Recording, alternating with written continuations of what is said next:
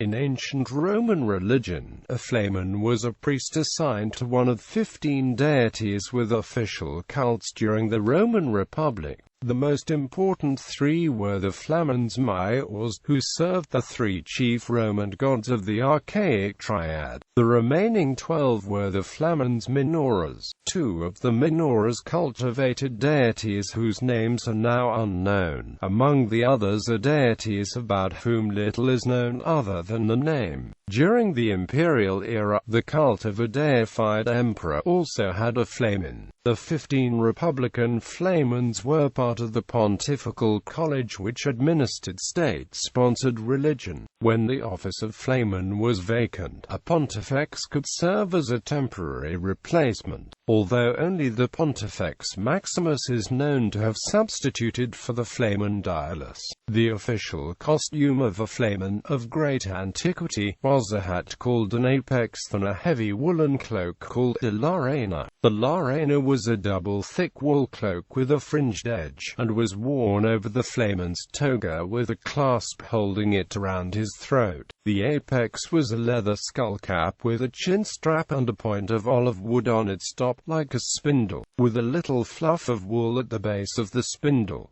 History and etymology. By the time of the religious reformation of Augustus, the origins and functions of many of the long-neglected gods resident in Rome was confusing even to the Romans themselves. The obscurity of some of the deities assigned a flamen suggests that the office dated back to archaic Rome. Many scholars assumed that the flamines existed at least from the time of the early Roman kings, before the establishment of the Republic. The Romans themselves credited the foundation of the priesthood to Numa Pompilius, the second king of Rome. According to Livy, Numa created the offices of the three Flamines maiores and assigned them each a fine robe of office and a curule chair. The Flamines were circumscribed by many taboos.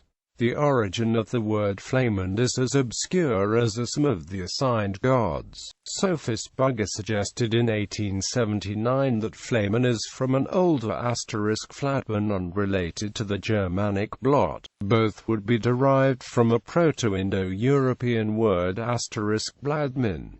Indo-Europeanist Georges Dumézil attempted to link it to the Sanskrit word Brahman. This etymology is still controversial. Flamines maiores. The three Flamines maiores were required to be patricians. The flamen dialis oversaw the cult of Jupiter, the sky deity and ruler of the gods. The flamen martialis oversaw the cult of Mars, the god of war, leading public rites on the days sacred to Mars. The sacred spears of Mars were richly shaken by the flamen martialis when the legions were preparing for war. The flamen quirinalis oversaw the cult of Quirinus, who presided over organized Roman social life and was related to the peaceful aspect of Mars. The flamen quirinalis led public rites on the days sacred to Quirinus. A fourth flamen mayor was dedicated to Julius Caesar as a divinity of the Roman state. Thereafter, any deceased emperor could be made divus by vote of the Senate and consent of his successor, and as a divus he would be served by a flamen. The flamen's role in relation to living emperors is uncertain. No living emperor is known to have received official divine worship. See imperial cult. A flamen could also be represented by a pro-flamen, or by a member without the title who could act as a substitute for the flamen. Flamines maiores.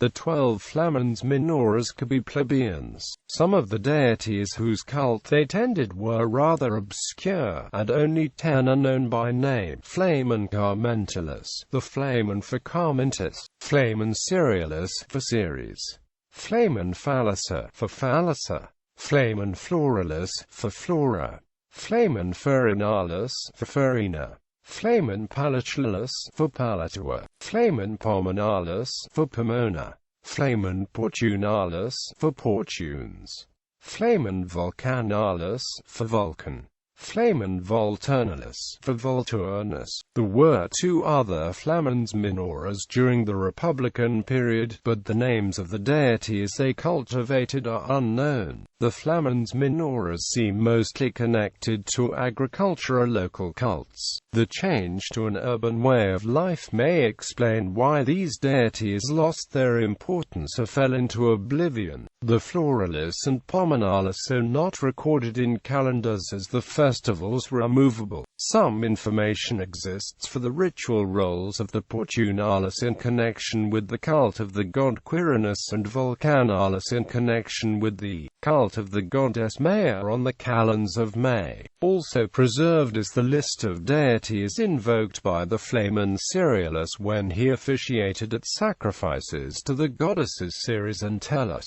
Scholars disagree about some differences among Flamines maiores and maiores.